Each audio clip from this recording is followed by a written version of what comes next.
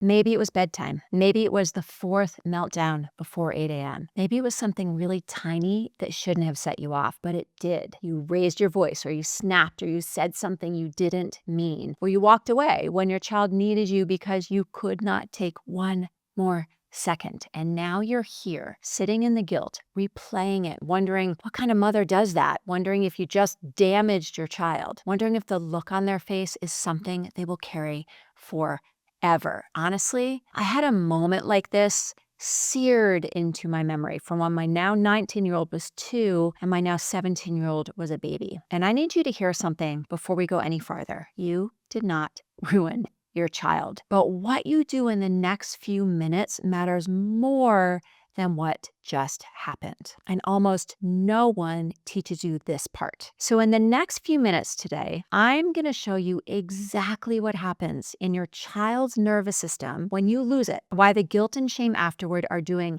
much more harm than the rupture itself, and the step-by-step repair process that turns your worst parenting moments into the foundation of your child's emotional security. This is not damage control. This is actually how trust is built. So, you shouldn't have yelled. You've read the books, you know the scripts, you follow the gentle parenting accounts, you know exactly what you're supposed to do in those moments, and you still lose it. And now the shame is louder than anything else. You're not just upset about what happened, you're upset about what it means about you, because you are a woman who succeeds at everything she does. And right now you feel like you're failing at the one thing that matters most. I'm Kate Kripke. I'm a maternal mental health and child attachment specialist, and I've worked with thousands of mothers over the past 20 years. Surgeons, executives, entrepreneurs, creatives, women who lead with composure in every other area of their lives, and nearly every one of them has sat across from me and said some version of the same thing.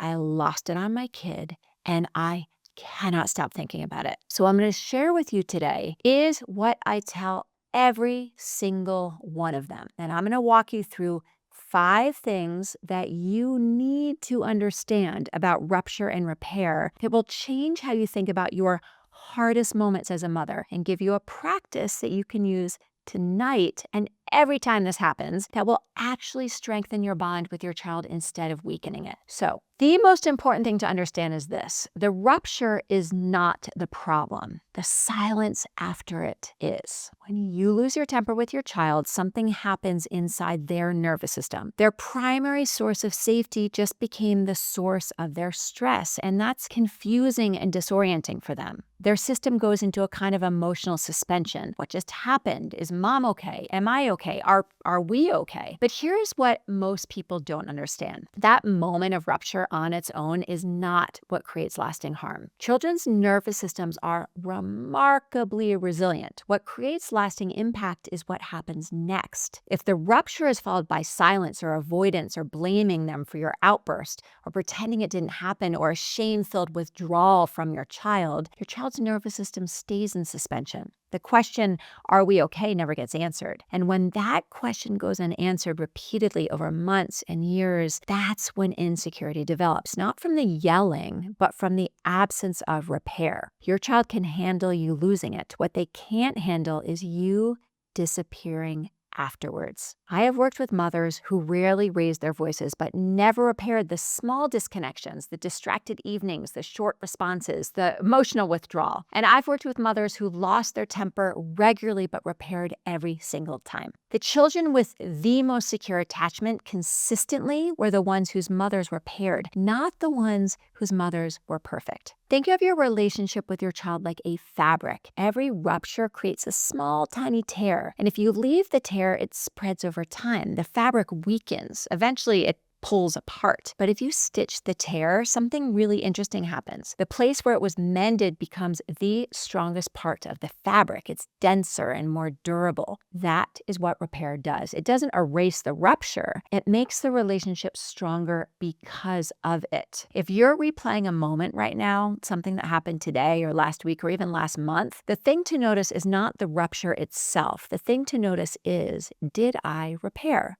If you didn't, It is not too late. Repair has no expiration date. You can go back to something that happened yesterday or last month and repair it tonight. But before you can repair, you have to deal with the thing that's actually standing in your way. And for high achieving women, this is the biggest obstacle. You see, that shame spiral is doing more damage than the yelling did. Here's the pattern I see in almost every high achieving mother I work with. She loses her temper, and within seconds, her brain launches into a full internal prosecution. What is wrong with you? You know better. A good mother wouldn't do that. Your child deserved better. You're just like your own mother. That shame, it hits fast and it hits hard. And what shame does to your nervous system is really quite devastating. It makes you withdraw. You pull back from your child, not because you don't love them, but because you feel too broken to be close, or you're scared to hurt them more. You go quiet, or you overcompensate with extra sweetness that actually feels forced, or you swing the other direction and become hyper controlling to make sure that nothing triggers you again. And the whole time, your child is watching. They don't understand the shame spiral that's happening inside of you. What they see is mom got upset, and then mom went away, not physically, but emotionally. And that emotional withdrawal after the rupture is more confusing to a child's nervous system than the rupture itself. The yelling lasted, 10 seconds? This shame spiral has been running for 3 full days. Which one do you think your child is actually affected by? I can't count the number of times a client has told me that she spent an entire weekend emotionally distant from her child because of one moment on Friday night that she is still spinning about. She was physically present, but mentally consumed by guilt. Her child did not understand why mom was off. They just felt the disconnection. And instead of one rupture that could have been repaired in 5 minutes, the child experienced a 2-day emotional withdrawal. The shame did more damage than the yelling ever could have. Imagine that you bump into someone and spill their coffee. That's the rupture, right? It's messy, it's awkward, but it's totally recoverable. Now imagine that instead of saying, "I'm sorry, let me help," you run away and hide around the corner and spend the next hour hating yourself for being clumsy. The person with the spilled coffee is not thinking about the spill anymore. They're thinking, why did that person just vanish? The absence is stranger than the accident. And that's what your child experiences when shame pulls you away after a hard moment. The next time you lose it and the shame spiral starts, catch it, name it. This is shame. It's telling me I'm a bad mother. That is not a fact. That is a feeling. And I don't need to let it pull me away from my child right now. Shame wants you to hide. Repair requires that you come back. Those two things are in direct opposition. So why does the shame hit so hard for you specifically? Why do some women shake it off and you're still replaying it 3 days later? Well, because this isn't really about the yelling. Pause for a minute. If this is resonating with something that you've been carrying, go ahead and subscribe. I share weekly tools for career-driven, high-achieving moms who want honest, practical guidance on anxiety, connection, and showing up for their children without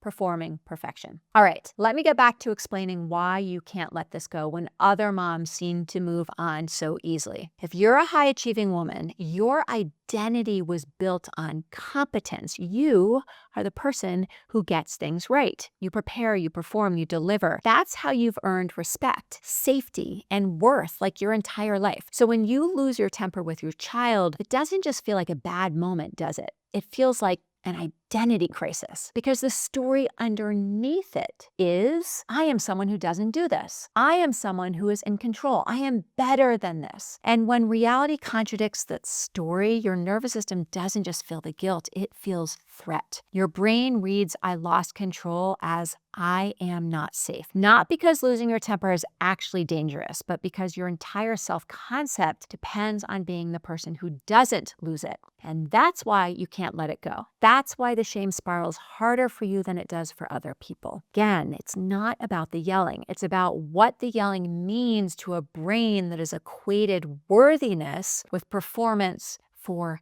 decades. So I've sat with women who have successfully managed million-dollar portfolios, performed surgeries, led organizations through crises, and they're undone by the fact that they snapped at their 3-year-old over a spilled cup. The response is wildly disproportionate to the event. And that's the tell, okay? When the emotional reaction is 10 times bigger than the moment, it's not about the moment. It's about what the moment is touching underneath. And for high achievers, it's touching the core belief, if I'm not in control, I'm not worthy, I'm not okay. As always, I have a few questions for you to ask yourself. First question, when I lose my temper, does the guilt feel like it's about my child's experience or about my failure as a mother? If it's the second one, the shame is about your identity, not about your child. Second question, do I hold myself to a standard in motherhood that I would never expect from a friend or colleague? If you would comfort a friend who yelled at her kid but can't extend that same compassion to yourself, perfectionism is running your response. Third question, am I more afraid of what this moment means about me than what it actually did to my child? If the inner narrative is about what kind of person does this rather than how can I reconnect with my child, then achievement brain, achievement identity,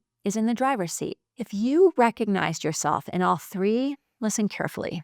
You are not a bad mother who loses her temper. You are a good mother who is terrified of being human. And that terror, that's what's keeping you stuck in shame instead of moving toward repair. And this is where it all comes together, because once you understand what the shame is really about, you can stop letting it run you and start doing the one thing that actually heals both you and your child. So here is what your child actually needs after you lose it. First, I want you to forget everything the internet has told you about gentle parenting after rupture. This is what actually works. After you lose your temper, your child needs exactly three things. Number one, they need to know that it wasn't their fault. Number two, they need to know you're coming back to them emotionally. And number three, they need to experience that hard moments between you don't end the connection. They do not need a perfect apology.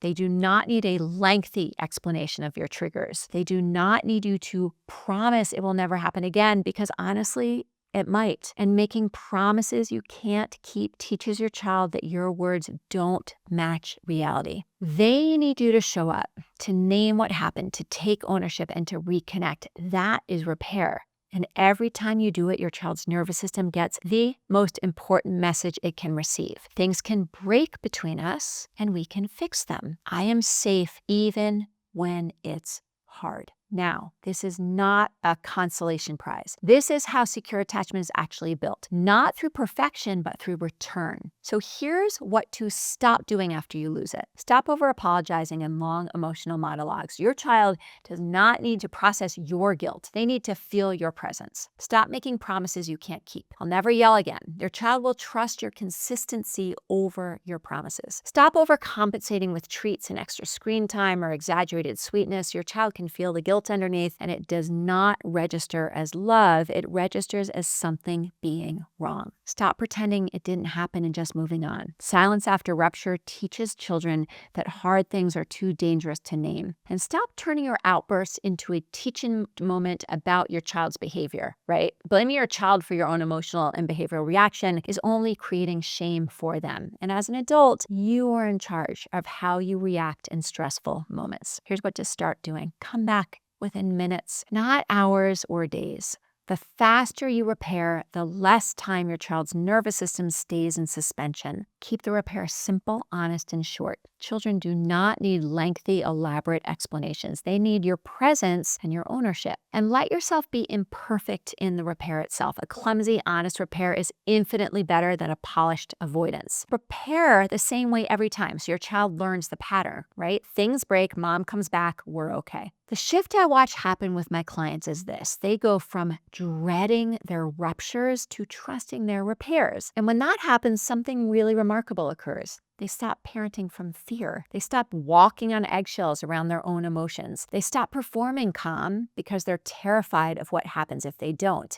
And their children feeling the shift from a mother who is afraid of herself to a mother who trusts herself to come back, that child relaxes. The children become less anxious, less clingy, more resilient, not because the mother became perfect, but because the mother became reliable in her return. So let me give you the exact repair process, step by step, something that you can use tonight and every time this happens for the rest of your child's life, really. So here is the 4 step repair process. And this is the most important parenting skill that no one teaches you. Once you learn it, it changes everything. Repair works, by the way, at a root cause level because it addresses both sides of the equation simultaneously. For your child, each repair gives their nervous system the experience. When things break, they get fixed. That repeated experience builds emotional resilience and secure attachment more powerfully than any amount of getting it right ever could. And for you, each repair interrupts the shame spiral. Instead of spending days replaying the rupture and withdrawing from your child,